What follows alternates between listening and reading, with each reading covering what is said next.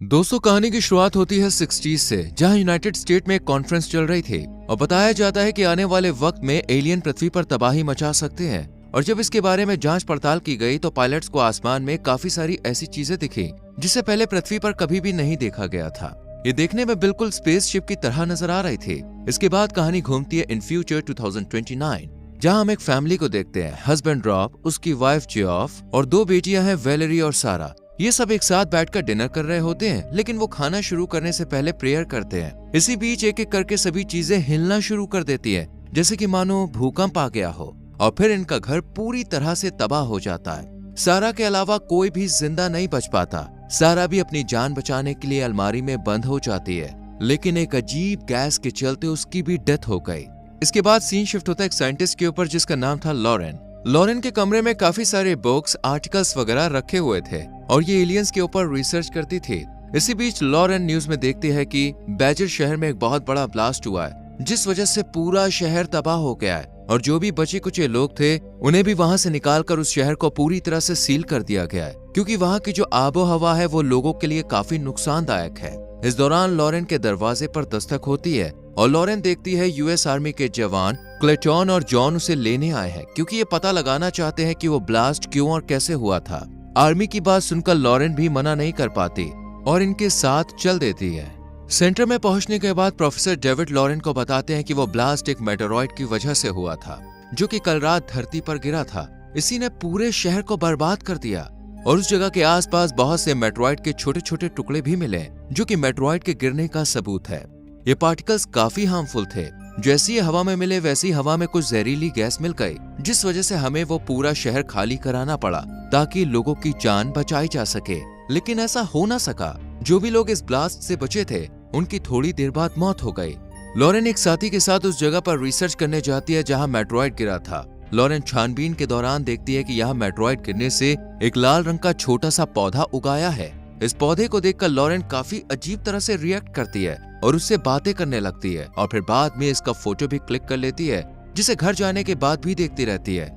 Lauren घर पर meteoroid के बारे में और डिटेल्स निकालती है और तभी उसे एक रशियन लेडी का इंटरव्यू मिलता है, जिसमें ये लेडी बताती है कि कुछ समय पहले यहाँ भी मेटेरॉइड गिरा था, जिससे केमिकल रिलीज हुआ और जिस जगह मेटेरॉइड गिरा था ना, वहाँ पर एक पौधा भी उगाया था।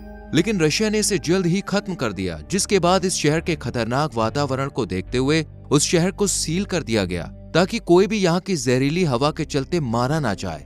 साथ ही रशियन पुलिस ने इस इंटरव्यू देने वाली लेडी की भी गोली मार के हत्या कर दी, जिससे कोई भी इस लेडी से कुछ भी सवाल जवाब ना कर सके। ये सब देखकर यूएस आर्मी को लगता है कि रशियन आर्मी हमसे कुछ छुपा रही है। इसके बाद हम दो यूएस डॉक्टर्स को देखते हैं जो कि एक लाश का पोस्टमार्टम कर रहे थे। ये शख्स भी मेटेरॉइड की जहरीली गैस की वजह से मारा गया था। अब डॉक्टर्स उसके शरीर पर एक कट लगाते हैं, जिससे इसकी बॉडी से लाल की जगह काला खून निकलना शुरू हो जाता है। डॉक्टर को लगता है कि यह पॉइजनस गैस की वजह से हुआ है, लेकिन कुछ देर बाद ये ब्लड इसके शरीर में वापस चला जाता है और जो कट का निशान था वो भी भर जाता है। और फिर ये मरा हुआ शख्स आंखें खोलता है और उठकर बेड पर बैठ जाता है। ये सब देखकर डॉक्टर्स की आंखें तो खुली की खुली रह जाती हैं। वहीं लैब के बाहर लॉरेन के साथ मौजूद सभी लोग इस मरे हुए शख्स को देखकर काफी ज्यादा खौफजदा हो जाते हैं, लेकिन डॉक्टर्स हिम्मत जुटाते हैं और इससे बात करने की कोशिश करते हैं, लेकिन ये शख्स कोई भी रिएक्शन नहीं देता। इसके बाद डॉक्टर्स इसकी जब पल्स चेक करते हैं तो बिल्कुल हैरान रह जाते हैं कि इसकी तो पल्स ही रुकी हुई है और शरीर पूरा ठंडा पड़ गया है। इस शख्स के बाद दूसरे मरे हुए शख्स जो कि पॉइजनस गैस के असर में आ गए थे, वो भी एक एक करके जिंदा हो जाते हैं और उठ के बैठ जाते हैं। डॉक्टर्स काफी हैरान होते हैं और इन्हें इनकी पिछली जिंदगी याद दिलाने की कोशिश करते हैं। इनकी फैमिली फोटो दिखाते हैं, पर ये बॉडीज कोई जवाब नहीं देती और बस एक जिंदा लाश की तरह बैठी रहती है। और ये मरे हुए जो लोग वापस जिंदा हुए थे वो ना तो बोल रहे थे और ना ही इनकी पल्स चल रही थी। इस मेटेरॉइड की वजह से करीब 1300 लोग मारे गए थे, जिनमें से सिर्फ 39 लोग ही दोबारा जिंदा हुए थे। इसी बीच डेविड बताता है कि 39 लोग वही हैं जो बैजर शहर के रहने वाले हैं और इसी इलाके पर मेटेरॉइड ब्लास्ट हुआ था। डेविड कहता है हो सकता है कि इन सभी ने मेटेरॉइड के छोटे छोटे पार्टिकल्स कंज्यूम कर लिए हों, जिस वजह से इनके जो अंदरूनी पार्ट्स हैं उनमें चेंजमेंट हो रहे हों। इनका डीएनए पूरी तरह से बदल गया और अब ये लोग नॉर्मल इंसान न रहकर किसी और क्रिएचर में बदल रहे हों। लेकिन अब किसी को कुछ भी समझ में नहीं आता कि ये सब क्या हो रहा है। इसी बीच लॉरेन अपने टीम लीडर के पास जाती है और उसे बताती है ठीक इसी तरह से रशिया में भी मेटेरॉइड गिरा था, वहां के भी ऐसे ही हालात बदल गए थे। जाहिर है कि इन सब के बारे में रशिया अच्छे से जानता होगा। लेकिन रॉजर लॉरेन की बातों को सीरियसली नहीं लेता और उसे नजरअंदाज कर देता है। अब जिंदा हुए लोगों का कंक्लूजन निकालने के लिए एक खास मीटिंग रखी जाती है। यहाँ इन लोगों पर की गई स्टडी के मुताबिक बताया जाता है कि भले ही वो जिंदा हो गए हों, लेकिन उनका दिल काम नहीं कर रहा है। इसी तरह उनका दिमाग भी पूरी तरह से बंद पड़ा है, लेकिन हाँ, डीएनए में चेंज हो रहे हैं। ये सब सुनकर यहाँ बैठे सभी लोग काफी परेशान हो जाते हैं। भला कोई इंसान बिना हार्ट बीट के कैसे जिंदा हो सकता है? कुछ लोग कहते हैं हमें इन लोगों को अभी मार देना चाहिए ताकि आगे चलकर हम इंसानों के लिए कोई खतरा ना बने। यहाँ मौजूद लॉरेन भी ये सब बातें सुन रही थी और वो सामने आकर सबको बताती है, ठीक ऐसी ही घटना रशिया में भी हुई थी, जो कि काफी दर्दनाक थी। हमें आगे आने वाले मुश्किल वक्त के लिए खुद को मजबूत बना लेना चाहिए। इसी बीच लॉरेन अपने पास्ट में चली जाती है और अपने डैड को देखती है और यहाँ पे हमें पता चलता है कि एक दिन लॉरेन के फादर उसे लेकर एक मिस्टीरियस प्लेस पर गए थे, जहाँ के बारे में किसी को भी बताने के लिए उसके फादर ने मना कर दिया था और लॉरेन ने भी इस जगह के बारे में किसी को नहीं बताया। फिर मीटिंग खत्म होती है और लॉरेन उसी रूम में जाती है जहाँ सभी लोग मरे हुए दोबारा जिंदा हुए थे। यहाँ पर एक छोटी बच्ची भी थी जिसके पास जाकर लॉरेन एक किताब दिखाते हुए अपने बारे में बताती है, जब मैं 10 साल की थी तो मेरी माँ मुझे रोज किताब पढ़कर सुनाती थी। अभी लॉरेन बता ही रही थी कि इतने में ही डेविड उसे कॉल कर देता है, लेकिन लॉरेन इसे रिसीव करने के बजाय कट कर देती है और हम इसकी मोबाइल स्क्रीन पर उसी पौधे का फोटो देखते हैं जो कि मेट्रॉइड की वजह से उगा था। जैसे ये बच्ची इस पौधे को देखती है, तुरंत ही लॉरेन का हाथ पकड़ लेती है, जिससे लॉरेन काफी डर जाती है और जल्दी से बाहर आकर रोजर को इस पौधे के बारे में बताती है कि वो मेट्रॉइड वाली जगह पर देखा गया था। इन लोगों की गर्दन नॉर्थ की तरफ थी। ये देख डेविड कहता है, इसी दिशा में बैजर शहर है जहाँ पर ये रहा करते थे और यहीं पर मेटेरॉइड गिरा था। कहीं इन सबका आपस में कोई कनेक्शन तो नहीं है? थोड़ी देर बाद इन सबको न्यूज से पता चलता है कि ये छोटा सा पौधा 2 दिन में बहुत बड़ा हो गया है। ये सुनकर इन्हें लगता है कि 2 दिन पहले मेट्रॉइड नहीं बल्कि एलियंस ने ही इस पौधे का बीज फेंका होगा। इस पौधे की रिसर्च के लिए लॉरेन और डेविड के साथ एक मरे हुए वापस से जिंदा इंसान को भेजा जाता है। जैसे ये शख्स इस पौधे के पास जाता है तो इसकी आंखें नीली हो जाती हैं और साथ ही ये कुछ अजीब सी हरकतें भी करने लगता है और कहता है कि मैं तुम लोग के साथ वापस नहीं जा सकता हूँ, क्योंकि अगर मैं नॉर्मल वातावरण में गया तो मैं मर जाऊंगा।